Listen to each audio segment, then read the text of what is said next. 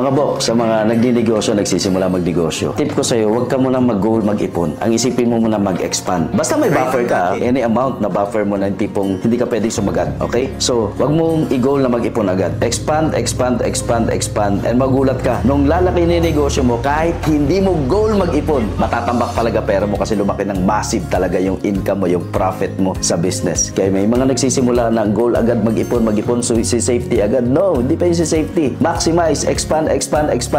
Darating ang time, kahit di mo goal mag-ipon, kahit di mo goal mag-milyon ng ipon, talaga matatambak yung milyones mo. Or kung mapagastos ka man, make sure mautak ka din na pag gumastos ka, merong ROI. Connected siya doon sa pag-expand ng business mo. Mautak ka, wise spender ka, binubusog mo muna yung business mo, yung money-making machine mo, talagang binubusog mo hanggang talagang maging massive talaga mag-produce ng pera. Yan ang tip ko sa'yo. How to build the confidence? First, kailangan maniwala ka sa sarili mo na kaya mo. Kahit anong suot mo, hindi ako naniniwala na kailangan suotan ka ng ganito, kailangan may kotse ka ng ganito para may maniwala sa iyong tao. Lalo na kung nasa sales ka, di ba? Magre-represent ka. Ang pinaka-the best dyan, halimbawa, the way you talk, knowledgeable ka ba sa ginagawa mo? Marunong ka ba magbenta ng vision? May kumpiyansa ka ba? May conviction ka ba every time you talk kung anong binibenta mo? Kung anong nire-represent mo? Kasi kahit anong palamuti, kahit anong alahas pa yun, kahit anong brand yan, kung wala kang conviction sa sinasabi mo, napipil kasi ng kausap mo yan. So, pinaka-the best, unahin mo muna yung confidence, yung kumpiyansa mo sa sarili mo. Punuin mo muna yan. Knowledgeable ka sa ginagawa mo, may conviction ka kasi naniniwala ka sa kung ano man yung pinipresent mo sa tao. So, bonus na lang kung ano yung suot mo. Kahit wala kang kotse, basta puno ng kumpiyansa at dapat sincere ka sa kausap. Alam mo, Bobok,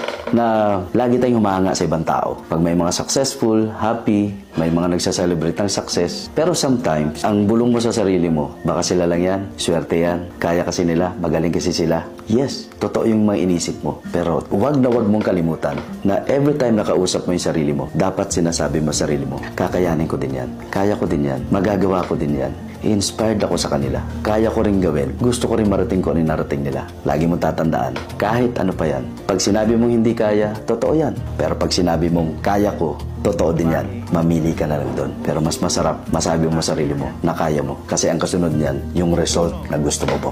Promise. Mga bok, ang ganda nito. May mga tao kasi na pag may umaangat lang sa buhay, imbis na ma-inspire, naiinggit. What if iwasan mong mainggit sa kapwa or sa mga kakilala mo? Pag may nakakaangat sa buhay, what if marunong ka mag-appreciate? What if na-appreciate mo? Huwag mo nang hanapan ng butas bakit na nagawa yun. Di ba? Ang sa akin lang, what if matuto ka mag-appreciate ng success ng ibang tao? Mapasino man yan. Mapakaibigan mo, makapaka-batchmate mo, makapamilya mo. Sometimes, bakit tayo nainggit? Kasi gina-justify lang natin na kaya niya nakuha yun kasi ako ito, kasi ganito lang ako, or kasi naghahanap ako ng butas, kaya niya naman nagawa yan kasi ganito yan, kasi ganito yan. Naghahanap ka ng reason. Anong effect?